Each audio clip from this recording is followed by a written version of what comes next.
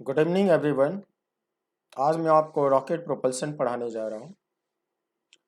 दरअसल rocket propulsion एक बहुत इंपॉर्टेंट टॉपिक होता है और रॉकेट प्रोपल्शन से बहुत सारे बच्चे डरते हैं, लेकिन डरने की ज़रूरत नहीं। अगर आपको अच्छे से समझा दिया जाए तो आपको बहुत ईजी लगेगा।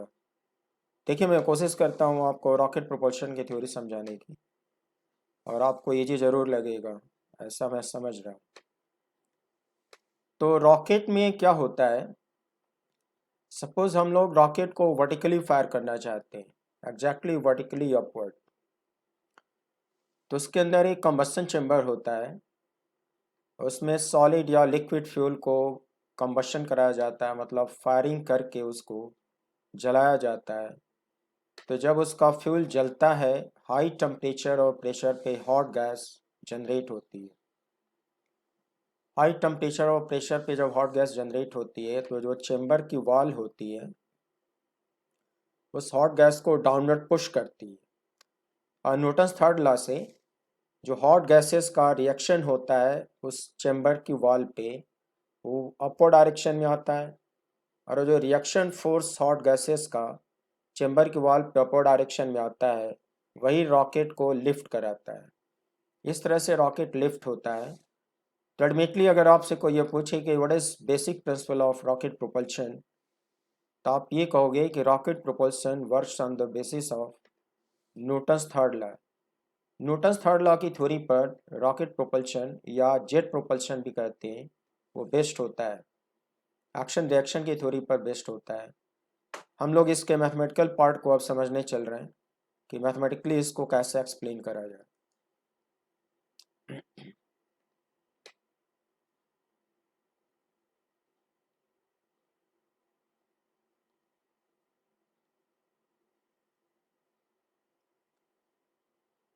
तो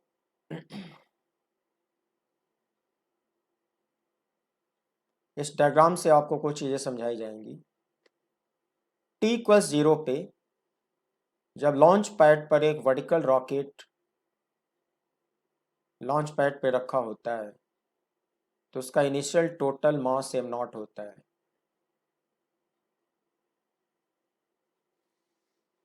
और किसी मोमेंट पर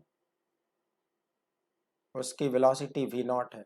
वैसे t = 0 पर ये जो वेलोसिटी है वो 0 होती है, लेकिन जनरल टर्म में इसको v0 लिखा हुआ है। किसी किसी न्यूमेरिकल में वो लोग इनिशियल वेलोसिटी 0 नहीं दिखाते, तो इसको जनरल में v0 लिख दिया है। लेकिन रॉकेट जब तक टेक ऑफ नहीं करता उसकी इनिशियल वेलोसिटी 0 ही मानी जाती है। बट इन जनरल एक सिंबल दे दिया v0, और ये हो गया उसका मास m0। अब क्या है कि इसको इसके अंदर जो फायरिंग करी गई, हॉट गैस का इजेक्शन होना शुरू हो गया, रिएक्शन फोर्स लगना शुरू हो गया, इसकी वेलोसिटी बढ़नी शुरू हो गई, मास घटना शुरू हो गया। तो क्या होता है कि हॉट गैसेस के इजेक्ट होने से इसके मेन बॉडी का जो मास होगा वो कंटिन्यूसली डिक्रीज होगा, इसलिए इसको वेरिएबल मास सिस्टम कहते हैं। And more accurately rocket is decreasing mass system. इसका जो मास है वो टाइम के रिस्पेक्ट में लगातार डिक्रीज होता है, और अपर डायरेक्शन में इस पे थ्रस्ट लगने से इसकी वेलोसिटी लगातार इंक्रीज होती है। तो ये डायग्राम t = t पे बना है। t = t को हम लोग फिजिक्स में इंस्टेंटेनियस टाइम कहते हैं, और इंस्टेंटेनियस टाइम होता है reading of stopwatch. At t = t, m = m and v = v, and after very small time interval dt, time का रीडिंग t + dt हो चुका है। dt is a very small time interval. इसमें से hot gases जो बाहर निकल रही हैं, अगर एक ऑब्जर्वर को इस बॉडी पे फिक्स कर दूं, चिपका दूं किसी ऑब्जर्वर को, तो उस ऑब्जर्वर को हॉट गैसेस में एक डाउनवर्ड रिलेटिव वेलोसिटी दिखाई देगी। इसको हम लोग कहते हैं relative velocity of exhaust, V relative downward. और dt टाइम में वेरी स्मॉल गैसेस का जो मास है वो -dm बाहर निकल आया। आप सोचते होगे कि -dm मास कैसे लिखा हुआ है। दरअसल मैथमेटिकली जो dm होता है इसको कहते हैं small change in mass. Small change in mass का मतलब m2 - m1। m2 is final mass and m1 is initial mass. तो रॉकेट की थ्योरी में m2 is always less than m1, लगातार इसका मास घटेगा, तो फाइनल मास इनिशियल मास से हमेशा कम होगा। तो m2 माइनस m1 का जो साइन होगा वो नेगेटिव होगा, तो dm का साइन भी क्या होगा, नेगेटिव होगा। मैथमेटिकली जो dm इस क्वेश्चन में दिखाया गया वो एक नेगेटिव क्वांटिटी है, और उस नेगेटिव को ये नेगेटिव क्या करेगा, पॉजिटिव बनाएगा। मैं पॉजिटिव क्यों बनाना चाहता हूँ, क्योंकि कोई भी मास एक पॉजिटिव स्केलर होता है, वो नेगेटिव कतई नहीं होता। तो पॉजिटिव बनाने के बाद ही ये मास पॉजिटिव कहलाएगा।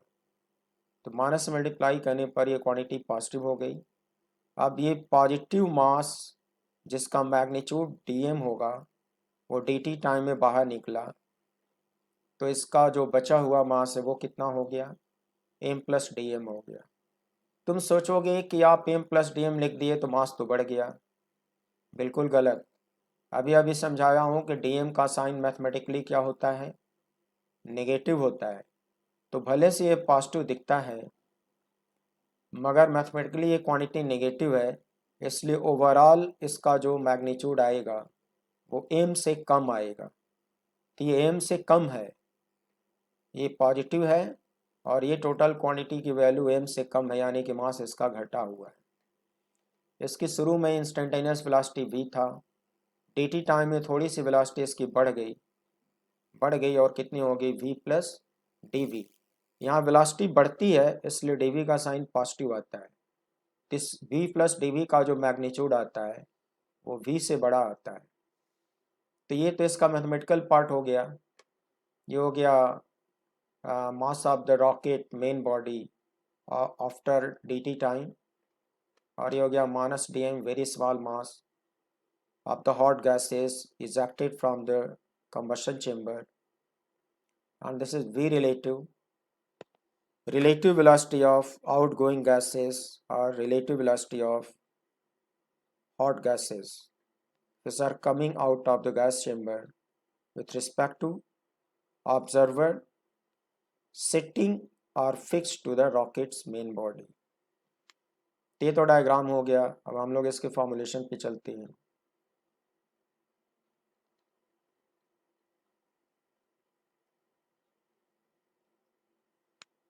देखो इसमें क्या होता है कि अगर ग्रेविटी फोर्स को इग्नोर किया जाए, एयर का रेजिस्टेंस से इग्नोर किया जाए, तो कहते हैं रॉकेट सिस्टम का मोमेंटम कंजर्व होगा। मोमेंटम कंजर्वेशन की थ्योरी लगाकर एक फार्मूला डिराइव किया जाता है, इंस्टेंटेनियस वेलोसिटी का ये फार्मूला डिराइव होता है। तो इसका डेरिवेशन आपको इस बुक के वॉल्यूम 2 में मिलेगा। इस वॉल्यूम में डेरिवेशन अवॉइड करे गए हैं। इसमें फार्मूले की एनालिसिस और एप्लीकेशन पे ज़्यादा ध्यान दिया गया है। इसका डेरिवेशन आपको वॉल्यूम 2 में मिलेगा, मगर याद रहे कि ये फार्मूला तभी डिराइव होता है जब रॉकेट की इनिशियल वेलोसिटी 0 और ये है रॉकेट की instantaneous velocity at t equals t। यह है पूरे सिस्टम का इनिशियल मास और ये रॉकेट का instantaneous mass at t equals t, और ये है magnitude of v relative is relative velocity of outgoing hot gases. इस फार्मूले का डेरिवेशन आपको वॉल्यूम 2 में मिलेगा। अभी आप इस फार्मूले को ध्यान से देखो, और इस फार्मूले का लिमिटेशन है कि gravity force acting on the rocket is negligible, air resistance acting on the rocket is negligible, only force responsible to lift the rocket is reaction force और upthrust applied by ejecting hot gases. तब ये formula derive होता है, और initial velocity of the rocket was 0। एक होता है burnt out speed of the rocket. ये क्या होता है, maximum speed acquired by the rocket when the entire fuel of the rocket has been burnt out।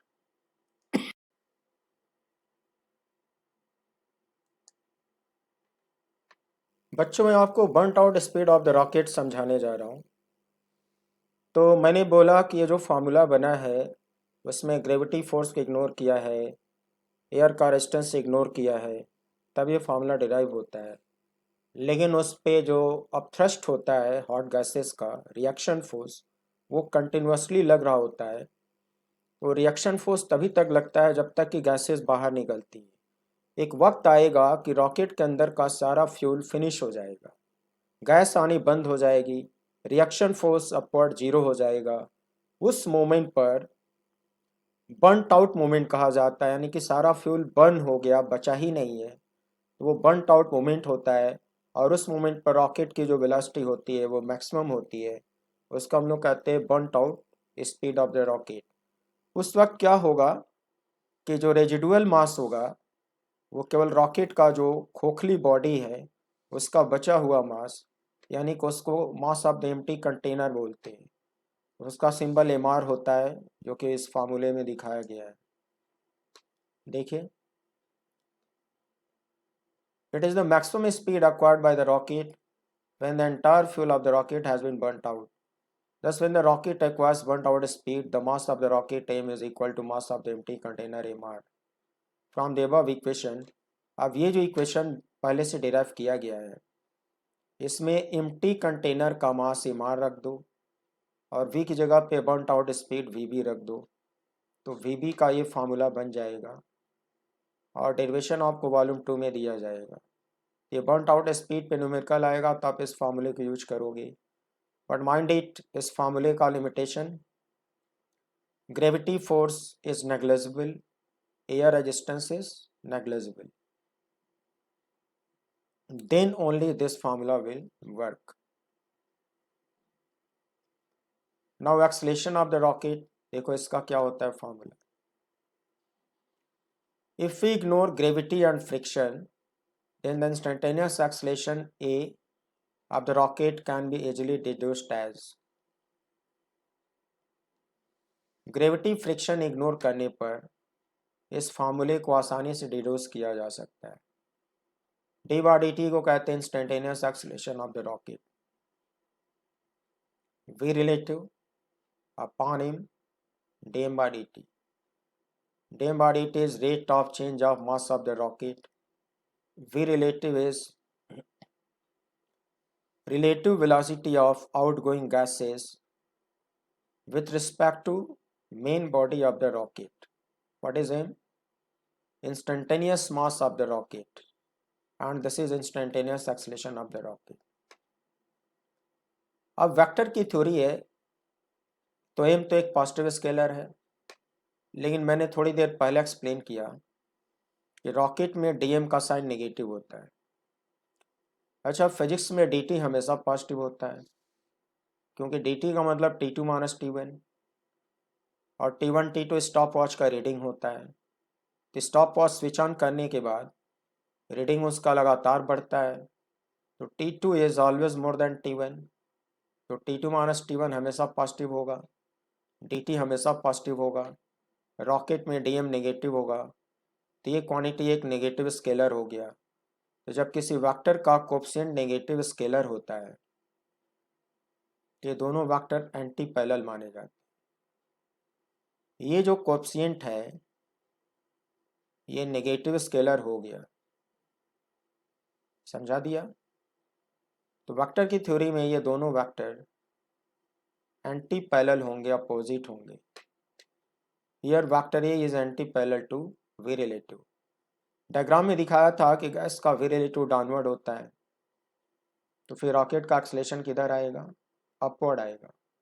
इसलिए अपवर्ड डायरेक्शन में उसकी स्पीड बढ़ती है और बढ़ते बढ़ते एक maximum limit burnt out speed तक अक्वायर करता है, बिकॉज डीएम और it is negative scalar. Derivation will be given in volume 2। देखो यहाँ समझाया हुआ है, dm is negative because dm is m2 minus m1, and for the rocket m2 final mass is always less than initial mass। कभी कभी ऐसे question पूछे जाते हैं जिसमें ग्रेविटी को इग्नोर करने को नहीं बोलेगा। Here, if we consider effect of gravity of the earth but ignore friction, अगर ग्रेविटी को कंसिडर करने को बोलेगा, न्यूमेरिकल में लिखा होगा, मगर फिर भी एयर का फ्रिक्शन इग्नोर करने को बोलेगा, तो रॉकेट का जो इफेक्टिव एक्सेलेरेशन होगा वो इस फॉर्मूले से गवर्न होगा। Vector A equals V relative by M DM by D T plus G vector, ये एरो लगा के वेक्टर फॉर्म में लिखा हुआ है। तो ग्रेविटी कंसिडर करने पर ये फॉर्मूला चेंज हो जाता है। अब ये हो गया instantaneous acceleration of the rocket. इसका भी डेरिवेशन आपको वॉल्यूम 2 में मिलेगा।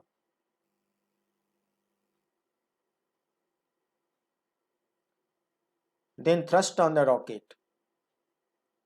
Thrust on the rocket is the reaction force exerted on it by the escaping burnt gases। समझा चुका हूँ आपको, फॉर्मूला देखो।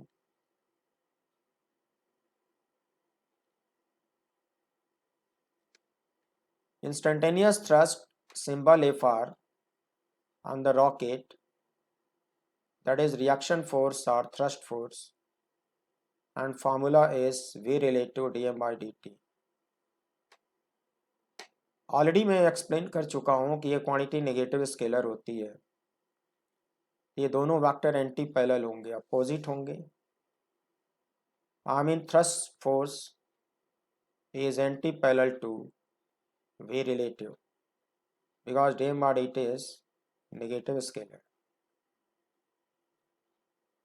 अब आपको बताना equation of state for the rocket propulsion. Rocket propulsion का इक्वेशन ऑफ स्टेट क्या होता है ये देखो।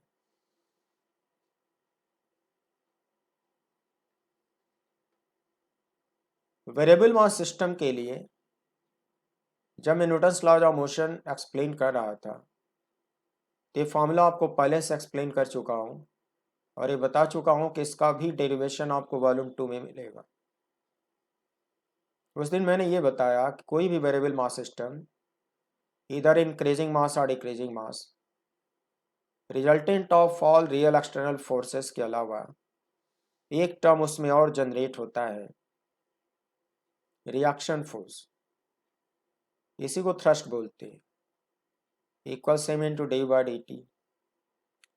डी बाई डी टी को मेन बॉडी का इंस्टेंटेनियस एक्सेलरेशन कहते हैं और एम को इंस्टेंटेनियस मास कहते हैं।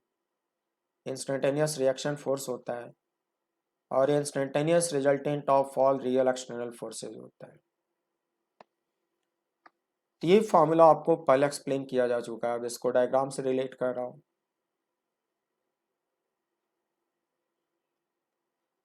इस डायग्राम में रॉकेट का इंस्टेंटेनियस एक्सेलेरेशन अपवर्ड दिखाया है। किसको दिखेगा? इनर्शियल फ्रेम को। इनर्शियल फ्रेम कौन है? जो ग्राउंड पे फिक्स है, ग्राउंड पे खड़ा है, उस ऑब्जर्वर को यह एक्सेलेरेशन दिखेगा। एक ऑब्जर्वर को इसके बॉडी पे चिपका दिया, ये कौन है? Non inertial frame. ये नॉन इनर्शियल क्यों है?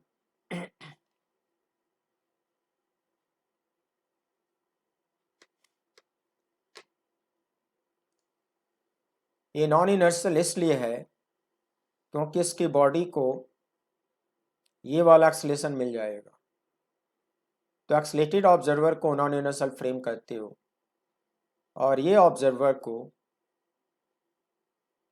हॉट गैसेस में डाउनवर्ड डायरेक्शन में एक रिलेटिव वेलोसिटी दिखाई देगी।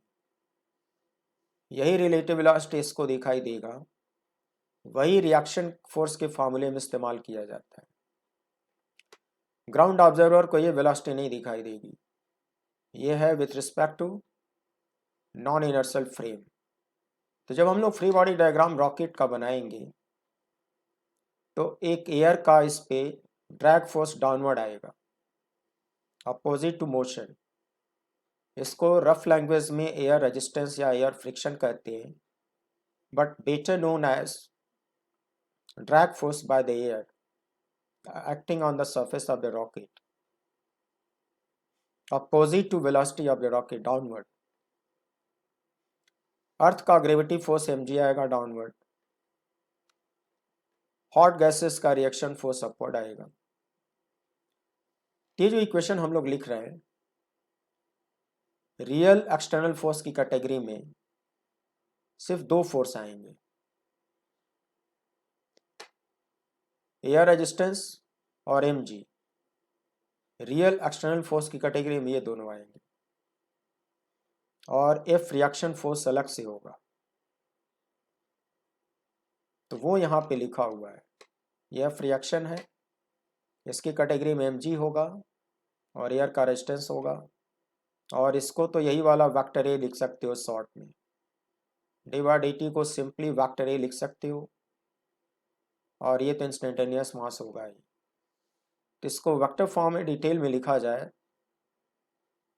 तो इसका इक्वेशन ऐसे बनेगा, for the rocket system resultant of real external forces mg plus f, where f is instantaneous air drag on the rocket and mg is instantaneous weight of the rocket, and f reaction or f thrust is v relative into dm by dt। अगर इन दोनों की values यहाँ पे vector form में रख दिया जाए, कुछ इस तरह का एक्सप्रेशन आएगा। ये है वेक्टर इक्वेशन ऑफ स्टेट। अगर रॉकेट की वर्टिकल फायरिंग करी जाए तो सभी वेक्टर वन डायमेंशनल होंगे। वन डायमेंशनल होने का मतलब या तो अपवर्ड होंगे या तो डाउनवर्ड होंगे। जैसे इस डायग्राम में वर्टिकल फायरिंग दिखाया हुआ है, तो वेक्टर ए अपवर्ड है, फ्रिक्शन डाउनवर्ड है, mg डाउनवर्ड है, v रिलेटिव डाउनवर्ड है, f रिएक्शन अपवर्ड है। यानी कि ये सारे वेक्टर कोलिनियर माने जाएंगे। They are oriented along a vertical straight line, so these are one dimensional vector और कोलिनियर वेक्टर। जब सभी वेक्टर एक स्ट्रेट लाइन के पैरेलल होते हैं तो वेक्टर्स को आई कैप जे कैप लगाकर दिखाने की जरूरत नहीं होती, वहाँ एक साइन कन्वेंशन बना लिया जाता है और उनका मैग्नीट्यूड दिखाया जाता है। तो साइन कन्वेंशन एक बना रहा हूँ। Suppose upward vectors are denoted by positive sign and downward vectors are denoted by negative sign. Then the equation of a state can be described as, देखो mg वेक्टर डाउनवर्ड है तो ये तो उसका मैग्नीट्यूड हो गया, देखो एरो हटा दिया, ये पॉजिटिव मैग्नीट्यूड हो गया। बट वेक्टर होने के नाते और डायरेक्शन डाउनवर्ड होने के नाते साइन क्या होगा, नेगेटिव। ये था एयर रेजिस्टेंस, ये भी वेक्टर था, एरो हटा दिया तो ये मैग्नीट्यूड हो गया। डायरेक्शन इसका भी डाउनवर्ड था, साइन लगा दिया नेगेटिव। ये रिएक्शन फोर्स था, ये तो अपवर्ड था ही, तो इसका साइन क्या होगा, प्लस, और ये मॉडुलस का साइन लगा दिया तो ये रिलेटिव का मैग्नीट्यूड हो गया। यहाँ डीएम बाय dt था, माइनस क्यों लगा दिया, क्योंकि मैं इस पूरे वेक्टर का मैग्नीट्यूड लिखना चाहता हूँ। मैग्नीट्यूड एक पॉजिटिव स्केलर होता है, तो ये तो मैंने पॉजिटिव बना दिया, लेकिन पहले सिखाया हूँ कि डीएम बाय dt का साइन नेगेटिव होता है। तो उस नेगेटिव को पॉजिटिव बनाने के लिए बगल में एक माइनस लगा है। यही कुछ मैथमेटिकल बातें हैं जो कि हमारे बच्चे इसको बुक से खुद से पढ़ते हैं तो उनको समझ नहीं आती, वो मैं समझा रहा हूँ, जरा ध्यान से समझो। मैं रिएक्शन फोर्स का मैग्नीट्यूड, तो रिएक्शन फोर्स का मैग्नीट्यूड मुझे दिखाना है यहाँ पर।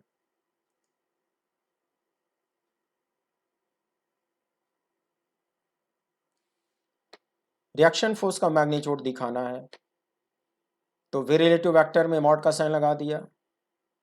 यहाँ पे दो मेथड है, या तो मैं यहाँ मॉड का साइन लगा दूँ, या अगर ब्रैकेट लगाता हूँ तो माइनस लिख दूँ, क्योंकि मुझे पता है ये क्वांटिटी नेगेटिव है। और इसको ये नेगेटिव क्या करेगा, पॉजिटिव बनाएगा, तो ये भी पॉजिटिव हो गया, ये भी पॉजिटिव हो गया। अच्छा, रिएक्शन फोर्स अपवर्ड था तो उसका साइन प्लस होना ही चाहिए, तो ये पूरा का पूरा ये प्लस हो गया। ये दोनों डाउनवर्ड थे तो इनको माइनस में लिख दिया। ये एम हो गया इंस्टेंटेनियस मास, और ये एक्सेलरेशन का मैग्नीट्यूड हो गया। तो एक्सेलरेशन का मैग्नीट्यूड बिना एरो का लिख दिया। तो ये जो फाइनली स्केलर फॉर्म इक्वेशन बन के आया, इसको कहते हैं equation of state for the rocket propulsion. Rocket पे जितने भी न्यूमेरिकल्स होंगे, जितने भी बड़े से बड़े डिफिकल्ट न्यूमेरिकल होंगे, सारे के सारे इसी फॉर्मूले से सॉल्व करे जाएंगे। देखो मैंने कमेंट लिखा है, माइनस डेम बार इट इज पॉजिटिव। क्यों? क्योंकि ये खुद क्या था, नेगेटिव था, बिकॉज डेम bar it is negative, already explain. तो आप अपने दिमाग में इस वाले इक्वेशन को बैठा लो, और हम लोग अब इस पे न्यूमेरिकल सॉल्व करने जा रहे हैं। अब इसके न्यूमेरिकल कैसे इस फार्मूले से सॉल्व होते हैं, आप जरा ध्यान से देखिए, आपको समझ में आएगा। इस क्वेश्चन को देखिए, मास of the rocket is 1.3 into 10⁴ kg। इसको इनिशियल मास m0 माना जाएगा। Engine exerts on it an initial thrust of 2.6 into 10⁵ newton. ये इनिशियल थ्रस्ट का मैग्नीट्यूड होगा in upper direction. Calculate the initial acceleration attained by the rocket, take g equals 10, ignore friction. Question की language कह रही है कि gravity को लेना है और फ्रिक्शन को इग्नोर करना है। ये सब पढ़ के समझ में आता है कि ग्रेविटी को लेना है और एयर का फ्रिक्शन इग्नोर करना है। पूछा क्या है, initial acceleration. We know the equation of state for the rocket, ये फार्मूला अभी समझाया हूँ। क्वेश्चन में ग्रेविटी को लेना है, फ्रिक्शन को जीरो करना है, तो फ्रिक्शन को जीरो कर दो। इनिशियल का मतलब टाइम का रीडिंग जीरो, जब टाइम का रीडिंग जीरो होगा तो एम का सिंबल m0 होगा। जी तो यूनिक होता है, फ्रिक्शन जीरो लेना होगा। ये पूरा का पूरा रिएक्शन फोर्स है, तो ये रिएक्शन फोर्स का इनिशियल वैल्यू कहलाएगा r0। ये इनिशियल मास कहलाएगा, तो फिर ये इनिशियल एक्सेलरेशन कहलाएगा। आई मीन इस पूरे इक्वेशन को t = 0 पर डिस्क्राइब करा जा रहा है। सारी क्वांटिटी इनिशियल हो गई। अब यहाँ से a0 का फॉर्मूला बनेगा, a0 equals r0 upon m0 minus g। r0 की वैल्यू पुट कर दिया, m0 दिया था उसकी वैल्यू पुट कर दिया, g दिया था 10 उसकी वैल्यू पुट कर दिया। सॉल्व किया 20 - 10 दैट इज 10। तो इनिशियल एक्सेलरेशन की वैल्यू सॉल्व हो गई, इक्वल टू 10। दूसरा क्वेश्चन देखो, in a rocket fuel is burnt at a rate of this. जिस रेट से फ्यूल उसका जलेगा उसी रेट से हॉट गैसेस का प्रोडक्शन होगा और उसी रेट से हॉट गैसेस बाहर जाएंगी। तो हॉट गैसेस का बाहर जाने का रेट होगा 100 kg/s।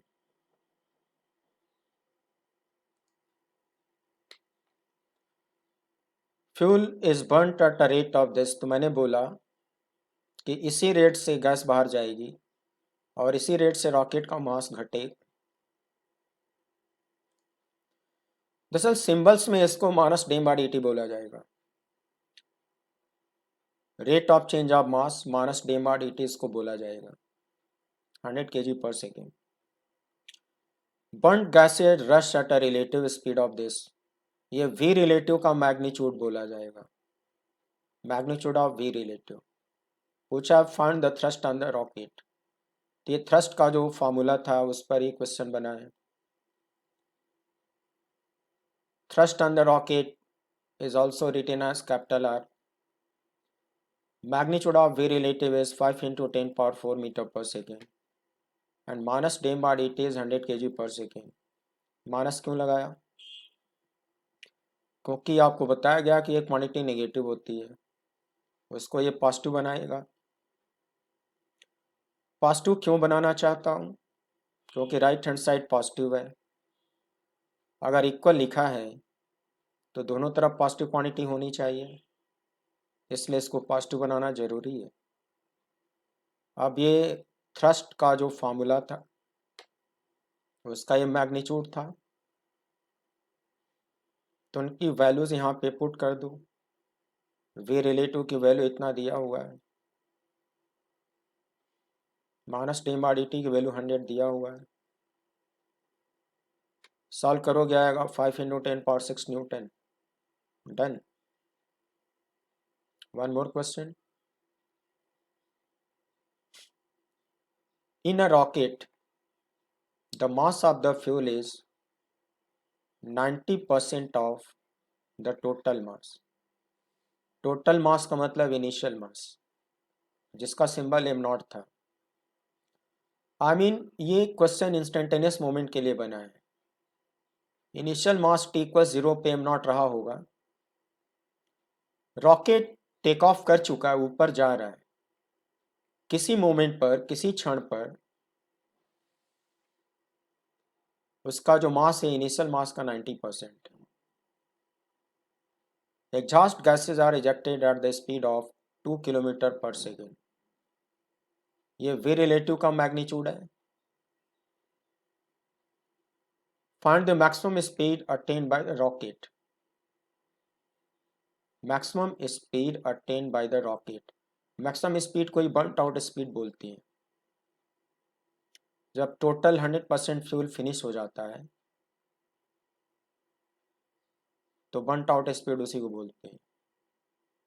Neglect gravity and air resistance. Gravity को भी जीरो लेना है, एयर रेजिस्टेंस को भी जीरो लेना है, और इनिशियल स्पीड को भी जीरो लेना है। मास of the fuel is 90% of the total mass. इसका मतलब ये हुआ कि रॉकेट का जो टोटल मास एम नॉट था उसका 90% उसमें फ्यूल भरा हुआ था। तो जो रिमेनिंग बॉडी हुआ, यानी कि जो कंटेनर बचा, जिसको हम लोग हिंदी में खोखा बोलते हैं, तो रॉकेट के खोखे का मास कितना बचा? 10%। 10% of what? 10% of total, that is am not. Am not का 10% खोखे का मास हुआ एम आर। टोटल जो फ्यूल भरा था वो कितना था? 90%। तो बर्नट आउट स्पीड का अब जो फॉर्मूला आपको पहले सिखाया गया उसका यही लिमिटेशन था कि अगर इनिशियल वेलोसिटी जीरो है, ग्रेविटी जीरो है, फ्रिक्शन जीरो है, तो maximum speed of the rocket को क्या बोलते हैं? Burnt out speed. ये कंटेनर का मास है, सारा फ्यूल जल चुका है। कंटेनर खोखे का मास एम आर कितना है क्वेश्चन में? एम नॉट का 10% है। 10% को 1/10 भी लिखते हो, then M R equals 1/10 of M naught. तो M naught by M R का रेशियो कितना आएगा? 10 आएगा। वी रिलेटिव का मैग्नीट्यूड दिया 2 किलोमीटर पर सेकेंड। इसको एस यूनिट में कन्वर्ट करोगे तो आएगा 2000 मीटर पर सेकेंड। मैक्सिमम स्पीड पूछा है, उसी को बर्नट आउट स्पीड कहते हो। तो बर्नट आउट स्पीड का जनरल फॉर्मूला ऊपर दिखाया गया था। तुम्हारे क्वेश्चन के मुताबिक वी नॉट जीरो है तो इसको जीरो रख दो। देखो रख दिया। वी रिलेटिव को एस यूनिट में रखो, 2000 मीटर पर सेकेंड। इस फार्मूले में लॉग का बेस स्मॉल ई होता है। डिराइव करते हैं कैलकुलस मेथड से, बेस स्मॉल ई आता है, 10 बेस नहीं आता। तो log of M naught by M R, और M naught by M R की वैल्यू कितनी है? 10। यहाँ 10 रख दो। कैलकुलेटर से इसकी वैल्यू ले लो, 2000 से मल्टीप्लाई कर लो, वीबी की वैल्यू एस यूनिट में आएगा 4605.17 मीटर पर सेकेंड। ये तुम्हारी मैक्सिमम स्पीड। एक और क्वेश्चन देखो, rocket standing on it's launching platform points vertically upward and the jet engines are ejecting gas at the rate of 500 kg per second.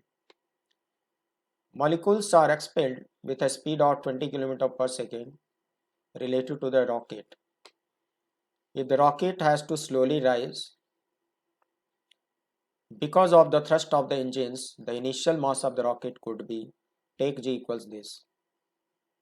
इसका मतलब ग्रेविटी लेना है, ग्रेविटी लेना है। फ्रिक्शन के बारे में कुछ नहीं बोला, लेकिन एक लाइन है, rocket has to slowly rise. Rocket को बहुत धीरे धीरे ऊपर उठना है। इसका मतलब उसका इनिशियल वेलोसिटी ऑलमोस्ट नेग्लिजिबल मानी जाएगी।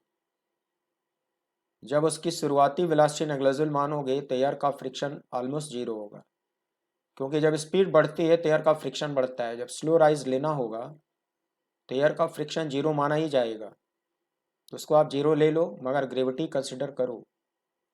अब देखो मेरी बात सुनो, ये जो गैस के निकलने का रेट है, यही है rate of decrease of mass. इसी रेट से उसका मास घटेगा। सिंबल में इसको माइनस डी बार dt बोलेंगे और सिंबल में इसको वी रिलेटिव बोलेंगे। ऐसा यूनिट में बदल लिया जाएगा। स्लोली राइज करवाना है, इनिशियल मास पूछा है, मतलब एम नॉट पूछा है आपसे, एम नॉट पूछा है। अब देखो क्या होगा। चार ऑप्शन दिया है, ऑब्जेक्टिव क्वेश्चन है, चार ऑप्शन दिया हुआ है, कैसे सॉल्व होगा। We know the equation of state for the rocket. इसको मैंने अच्छे से आपको समझा रखा है। इसको कहते हैं equation of state for the rocket. Slow rise का मतलब almost equilibrium, velocity negligible, almost equilibrium and acceleration almost zero. Slow rise का ही मतलब हुआ। वेलोसिटी नेग्लिजिबल है, यानी कि वेलोसिटी बढ़ नहीं रही है, तो एक्सेलरेशन को क्या मानोगे, जीरो। और जब वेलोसिटी नेग्लिजिबल होगा तो एयर का फ्रिक्शन भी जीरो होगा। वी रिलेटिव का मैग्नीट्यूड मीटर पर सेकेंड में बदल डालो। ये rate of decrease of mass हुआ, माइनस डी बार dt लिख डालो। माइनस क्यों लगाए हैं, पॉजिटिव बनाने के लिए। पॉजिटिव क्यों बनाते हो, क्योंकि ये भी पॉजिटिव है तभी इक्वल होगा। तो ये भी पता है और ये भी मालूम है 20,000, ये भी जीरो है और ये भी जीरो है।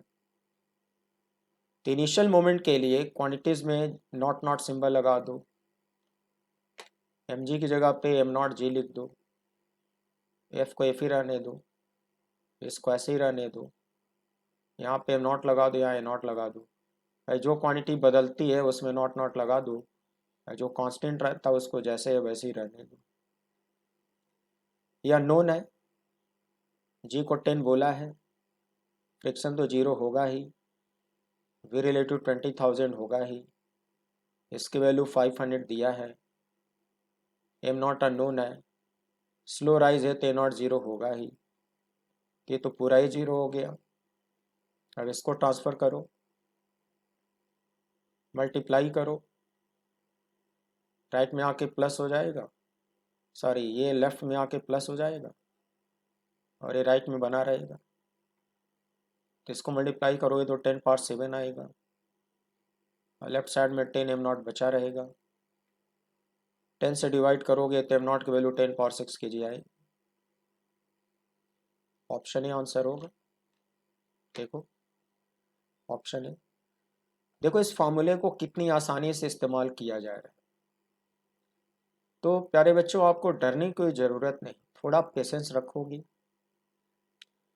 इन सब चीज़ों का मैथमेटिकल मीनिंग ठीक से समझे रहोगे तो न्यूमेरिकल करना बड़ा आसान होगा। एक क्वेश्चन और देखो, 600 kg rocket set for vertical firing, exhaust speed is this, gas ejected per second to develop the thrust needed just to overcome the weight of the rocket is g equals this। ये initial mass हुआ, ये v relative का magnitude हुआ,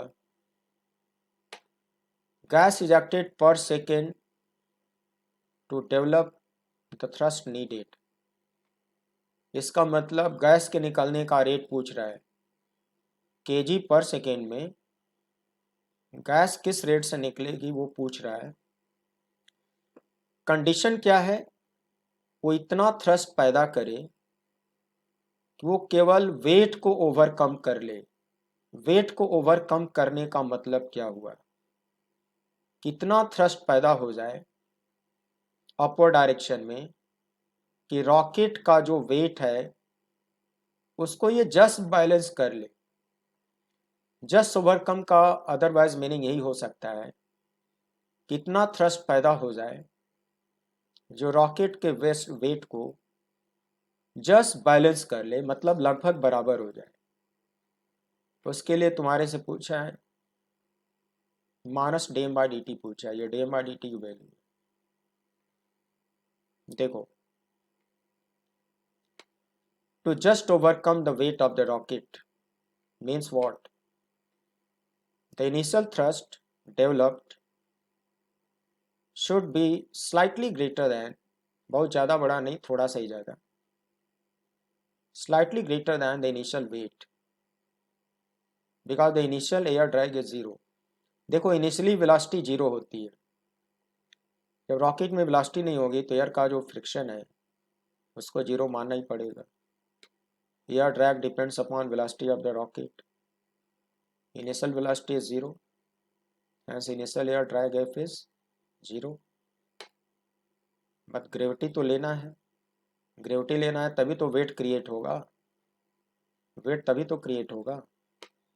अब इस concept को मैं use करने जा रहा हूँ, initial thrust should be greater than initial weight. कैसे यूज करने जा रहा हूँ,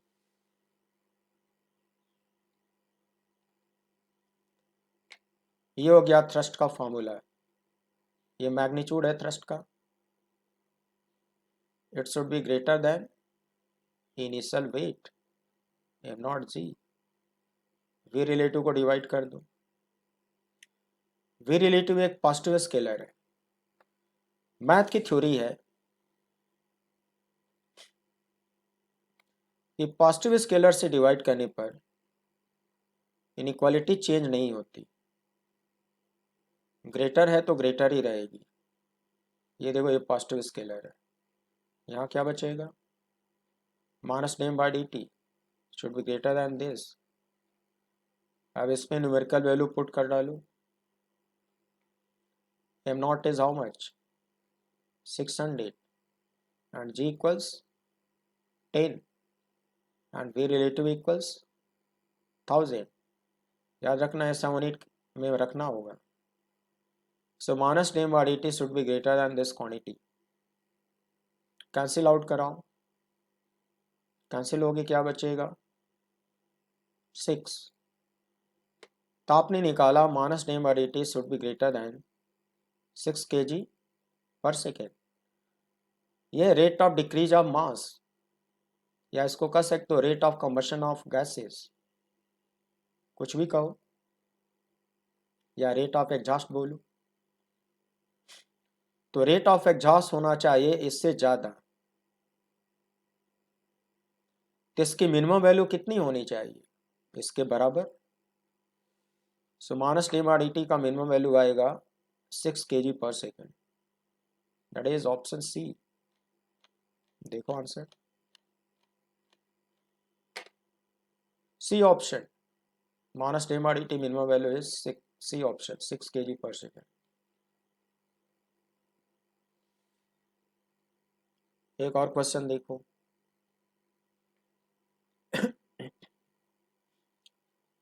rocket with a lift-off mass of this is blasted upwards with an initial acceleration of this, then the initial thrust of the blast is. blast का initial thrust पूछा है.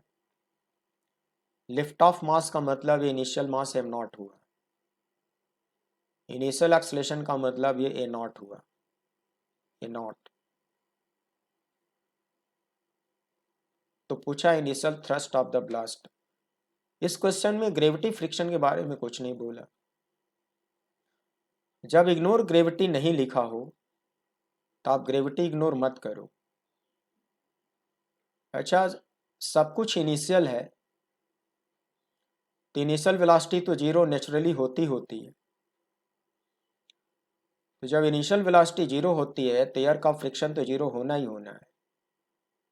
लेकिन कहीं भी ग्रेविटी को इग्नोर करने को नहीं बोला है तो हम लोग नेचुरली ग्रेविटी को इग्नोर नहीं करेंगे. जी को 10 मान लेंगे. अब देखो 4 ऑप्शन दिया है, कैसे सॉल्व करेंगे. We know the equation of state for the rocket. इसके अलावा फॉर्म में ऐसे लिखना सिखाया हूँ. बोलो.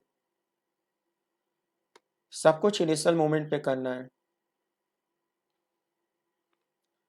t equal 0, f equal 0, m की जगह पे m नॉट, f की जगह पे 0, और ये पूरा का पूरा थ्रस्ट है. थ्रस्ट या रिएक्शन फोर्स. इसका सिंबल क्या लिखोगे? Are not. m की जगह पे m नॉट और a की जगह पे a नॉट. ये इनिशियल एक्सेलरेशन. तुम्हारे क्वेश्चन में चीज़ें दे रखी हैं. लिफ्ट ऑफ मास या इनिशियल मास दे रखा है. इनिशियल एक्सेलरेशन दे रखा है. जी की वैल्यू रटी है, जी की वैल्यू 10 रटी है, 10 ले लेंगे. आर नॉट का फॉर्मूला बना लो. कैसे? इसको इधर ले जाके ट्रांसफर करो, इधर जाके प्लस हो जाएगा. फिर एम नॉट कॉमन आएगा तो आर नॉट आएगा M naught into a naught plus g. M naught की वैल्यू रख दिया, ए नॉट रख दिया, जी रख दिया, सॉल्व कर लिया. 7 इंटू 10⁵ न्यूटन आ गया. ये हो गया option B. Option B match कराओ. देखो 7 इंटू 10⁵. तो प्यारे बच्चों, आपने देखा कि रॉकेट का क्वेश्चन सॉल्व करना बहुत डिफिकल्ट नहीं है, प्रोवाइडेड आपको मैथमेटिकल स्ट्रेस बहुत ठीक से समझ में आए हों. मैंने मैथमेटिकल स्ट्रेस पे विशेष ध्यान दिया है, लेकिन हमारे कुछ बच्चों को लगता होगा कि डेरिवेशन तो बताया नहीं. डेरिवेशन के लिए आपको वॉल्यूम 2 का इंतज़ार करना होगा. ये मेरी बुक का जो वॉल्यूम 1 है, ये देखो वॉल्यूम 1. इसमें बड़े डेरिवेशन अवॉइड करे गए हैं ताकि जो बच्चे थोड़ा सा डेरिवेशन से डरते हैं वो डरे ना और वो भी इस बुक को पढ़ सकें, इसलिए उसको अवॉइड करा गया है. लेकिन जो जीनियस और फास्ट बच्चे हैं जिनको डेरिवेशन में मज़ा आता है, उनके लिए मैंने वॉल्यूम 2 लिखा है, उसके आने का वेट करना होगा. अब इस बुक में एक और इम्पॉर्टेंट टॉपिक रह गया, फ्रिक्शन. फ्रिक्शन मैकेनिक्स का एक बहुत बड़ा इम्पॉर्टेंट टॉपिक है और इसको भी बहुत ठीक से समझना ज़रूरी होता है. तो आई होप मैं अब अगले एपिसोड में आपको फ्रिक्शन पे लेक्चर देने जा रहा हूँ.